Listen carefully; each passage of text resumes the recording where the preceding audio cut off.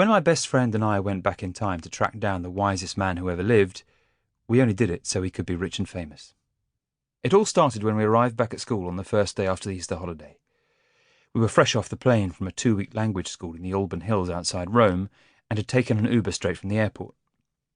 As we came into the school cafeteria halfway through lunch, everybody fell silent and looked in our direction with admiring whispers and nudges.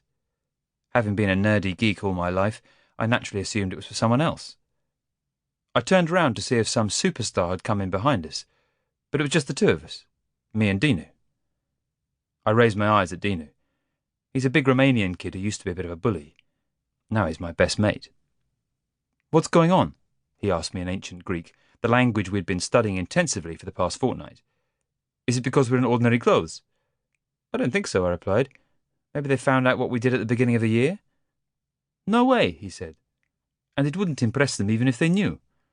"You're probably right." As I helped myself to mac and cheese with green beans, I studied Dinu, who was going for a baked potato with all the trimmings. He looked good. The Italian sun had lightened his hair from butter blonde to lemon blonde. His white T-shirt showed off a good tan and nice muscle definition. Maybe they're staring because we look good. Dinu puffed out his chest. "I look good, you mean?" He gave me a teasing grin. "You only look good to people with no dentist or proper doctors." I sighed. Dinu was right. Sure, I have good teeth, clear skin and shiny hair, but so does practically everybody else in 21st century London.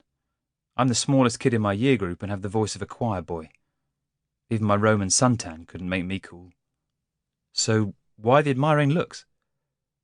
Dinu and I set off for the table at the far end of the cafeteria where our friends from Latin Club usually sat. Everyone was beaming at us, from the big Year 12 football players to the woke kids in Year 10 to the little Year 7 environmentalists. Even the mean girls in Year 8 looked interested.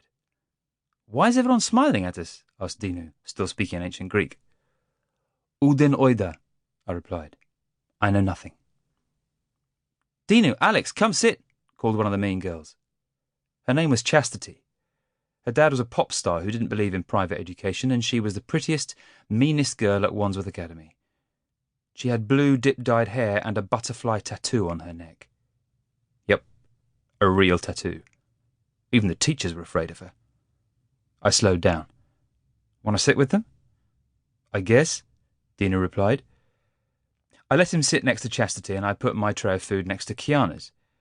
Kiana is half Jamaican with tight black curls, tawny skin and golden eyes. She's what my gran would call petite, which is French for small but perfectly formed. "What language are you two guys speaking?" asked Chastity, running her hand through her blue-tipped hair. Ancient Greek," I said. "We've just been on an intensive course in a palazzo outside Rome." I braced myself for mocking laughter. Instead, the third girl, Maud, sighed, "Oh, I love the way you say palazzo." "It's Italian for palace," I said. My voice came out squeakier than I would have liked, but none of them seemed to notice. I babbled on. "It was this mansion with frescoes on the walls and massive formal gardens and a view of Rome." Chastity leaned forward. "Is it true that you were being sponsored by Manasoft Games?" "Just for commenting on YouTube," added Kiana. "Yes." Dinu looked pleased. "We posted a walkthrough of their latest platform game and they liked it, so now we're consultants." "Manasoft Games are the coolest," said Maud. The pink tips on her hair matched the colour of her lips. "You like computer games set in the ancient world?" I said, frozen with a forkful of pasta halfway to my mouth. "Duh," said Chastity, and Maud said, "Obs." "Then you might like to know," said Dinu importantly, "that we're consulting with them on the next game too. It's set in ancient Athens. That's why they sent us to Italy, to learn ancient Greek." "I thought they spoke Latin in Italy," said Maud. "No, Italian," said Chastity. "Latin's a dead language." I had to pinch myself. The coolest girls in our year group were discussing ancient Greek and Latin. In my mind, I was screaming, what on earth happened in the 2 weeks we were off-grid?